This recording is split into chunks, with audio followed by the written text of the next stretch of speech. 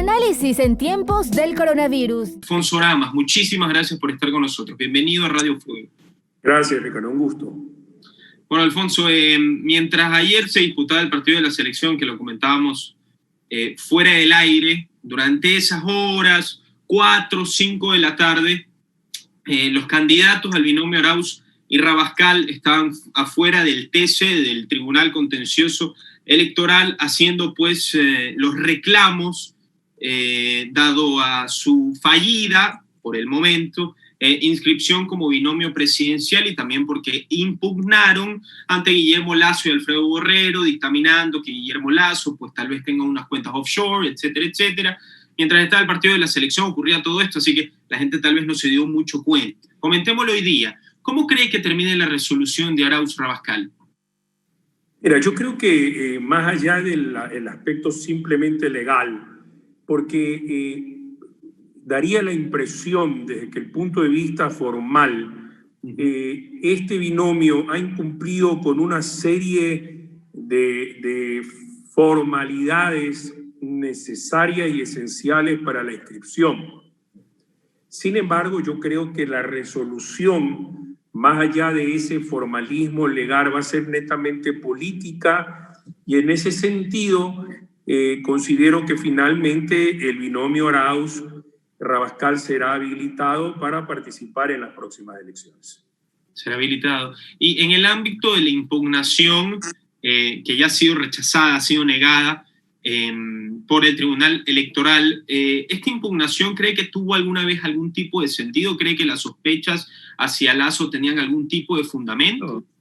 Yo creo que eso ya ha sido desvirtuado. Forma parte pues también del discurso básicamente que ha manejado pues de una u otra manera hace tiempo pues el correísmo y determinados aliados, en el sentido pues de que se podría impugnar la participación de Lasso por supuesta participación o cuentas en paraísos fiscales, ¿no? Este es un tema que no es nuevo, ya fue analizado, ya fue estudiado exhaustivamente, ya, porque puedes estar seguro, Ricardo, que de haberse comprobado aquello, se le hubiese impedido la participación cuando tenían el poder, específicamente antes de las elecciones pues que posibilitaron el triunfo de Lenín Moreno, ¿no? Entonces, en ese sentido creo que fue parte también de una práctica habitual de tratar de establecer jugarretas que finalmente ellos saben perfectamente que no van a llegar a ningún tipo de objetivo, pero creo que forma parte todo de un manejo político y de estrategias evidentemente que tratan de posicionar situaciones o posiciones, por llamarlo así. ¿Usted es de las personas que está de acuerdo con que haya tanta opción, si opción se podría llamar, en la boleta electoral, 17, 18 binomios? ¿O usted cree que debería haber algún tipo de reforma en el futuro en el país donde podrían haber 3 o 4 candidatos como mucho, dando en cuenta que 14 de los que están en la 17, 18 de las boletas electorales están ahí por decir para Ricardo, ahí habría que verlo básicamente desde el punto de vista de cuánto le significa al Estado la participación de esos otros binomios, ¿no? Porque ciertamente de una u otra manera y cada vez más se coge fuerza la idea, la realidad de que si es que se llegan a calificar finalmente estos binomios, hay 3 que son los opcionados, que son el señor Lasso, el señor Pérez, Yacu Pérez y Arauz. Los otros básicamente, posiblemente ninguno llega a tener una participación más allá del 3 o el 4%. Es decir, yo creo más bien que deberíamos medirlos en términos de lo que significa ahorro electoral, ¿ya? ¿Qué dispendio, si podemos llamar dispendio, significa esto para el Estado y cómo podríamos normar también aquello? Ahí que participen 10, 15, 20, fíjate tú que los resultados van a ser ahí están ahí, ¿no?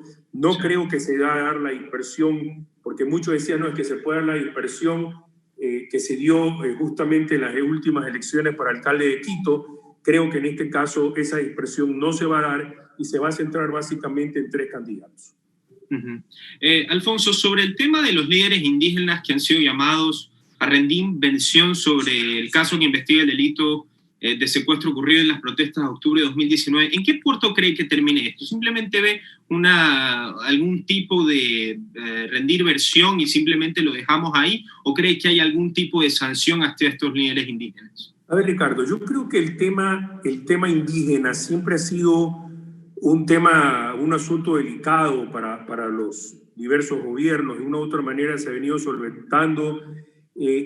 Me da la impresión que en este caso, no por el lado del señor Pérez, pero sí por la facción liderada específicamente por el señor Issa, es un tema que va a ser realmente muy sugestivo y que va de una u otra manera a demostrar la capacidad, por una parte, de negociación y por otra parte la capacidad de maniobra y de fuerza que tenga el próximo gobernante, cualquiera que sea.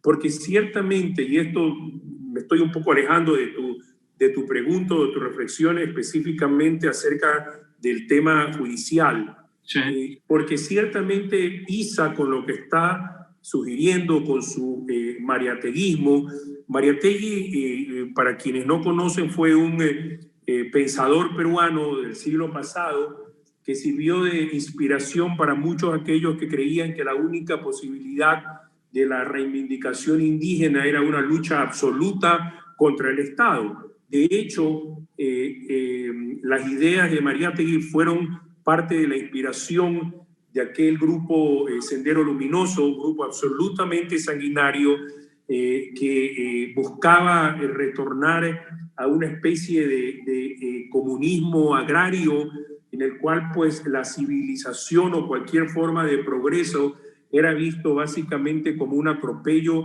a su cosmovisión. Entonces, ojo con ese tema porque puede convertirse paulatinamente en un problema mayor si es que no se lo atiende y si es que no se lo controla con mucha amplitud mental, con mucha capacidad de negociación, pero también así con la fuerza que impone la tolerancia de la ley. Es decir, creo que para cualquiera de los gobernantes, inclusive para el propio candidato de Pachacútec, para el señor Yacu Pérez, en el evento de que sea elegido el presidente, va a tener que lidiar con esta facción que va caminando entre la reivindicación y la sedición abierta en una línea muy delicada, Ricardo. Alfonso, cambiando de tema, quisiera hacerle una pregunta, ya que estamos quedando sin tiempo, sobre una columna que usted hizo hace 4 días, llamada Fratelli Tutti. Fratelli Tutti es la carta dirigida del Papa hacia el pueblo, es la tercera, si no me equivoco, que hace el Papa Francisco durante su mandato en el papado, y claramente pues el Papa Francisco en esta carta, para hacer un resumen, pues dice que el capitalismo opresor que se ha denominado, que afecta muchísimo, etcétera, etcétera. Bueno, el Papa Francisco ya sabemos pues que tiene un pasado peronista y por supuesto no sé quiénes fueron, no sé si habrán visto la película Los Dos Papas, que es la meca de la irreverencia esa película, porque te hace la comparación de que el Papa Francisco es un hombre bueno, que ni sé cuánto, que ni sé cómo, y la comparación del Papa anterior, que supuestamente es malo, que le gusta ver la televisión, que es malo, que le gusta comer comida chatarra, es malo. Es la misma comparación que, por ejemplo, hace en Estados Unidos con Biden y Trump, por así decirlo. Entonces, ¿qué mensaje cree que le da una persona tan importante en lo que es lo social, más que lo político? Porque sí, el Papa dice algo chévere, pero no resbala, no pasa nada políticamente. Pero, ¿qué mensaje cree que quiere dar socialmente el Papa diciendo esto, que el capitalismo es malo, que esto es malo, que esto es malo? Entonces, ¿a quién le hacemos la oda? ¿A quién apoya al Papa? ¿Cuál es la solución? A ver, yo creo que la doctrina social de la Iglesia, Ricardo, es muy, muy fuerte en contra de los excesos realmente de cualquier sistema político que va en contra de los intereses de los desposeídos, ¿ya? De hecho, esa doctrina social invoca la necesidad de efectivamente, de que todo cristiano, de que todo católico realmente militante, si quiere llamarse como tal, entienda que esa necesidad de compromiso social sea una demostración efectiva de solidaridad, de apoyo, etcétera, etcétera. Por otra parte, es indudable que el Papa Francisco tiene una convicción social importante, imbuido por mucho del contenido de la doctrina social de la Iglesia, pero indudablemente también por su pasado militante peronista. En ese contexto, yo creo que las críticas son válidas si él quiere criticar la economía de mercado, dice que el neoliberalismo casi es un fetiche, critica pues la supremacía de la propiedad privada, critica los gobiernos populistas de derecha con toda la razón del mundo. Sin embargo, su visión termina siendo, por llamarlo así, sesgada, si efectivamente en esa interpretación de los problemas actuales, de los problemas luego de la pandemia, no señala o no cuestiona o no dice nada respecto de las enormes taras y omisiones de aquellos gobiernos que pueden interpretarse o pueden llamarse bajo cualquier manera, pero que básicamente invocan el socialismo del siglo XXI, la égida bolivariana chavista, que es una u otra manera una izquierda populista autoritaria. Entonces, en ese contexto, gobiernos rentistas, clientelares.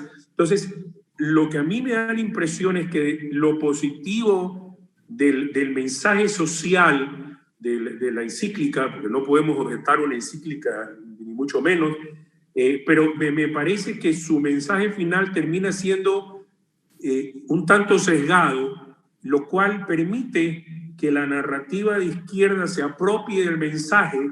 De hecho, si tú puedes revisar, uno de los primeros que tuitearon acerca de las bondades de la encíclica fue justamente el expresidente Correa. Claro, parece varios de los parajes de la encíclica aparecen escritos por Rafael Correa.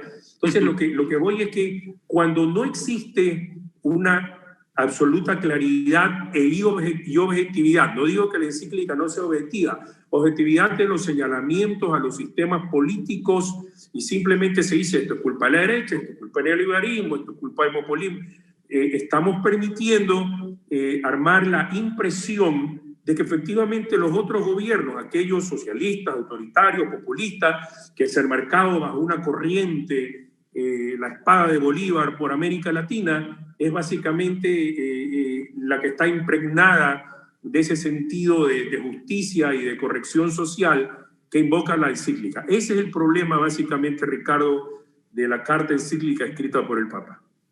Así es, Alfonso, me encantaría seguirte preguntando, pero estamos con el tiempo. Te agradecemos por estar en esta entrevista en Radio Fuego 106.5 y repetirla, por supuesto, en las siguientes semanas, Alfonso.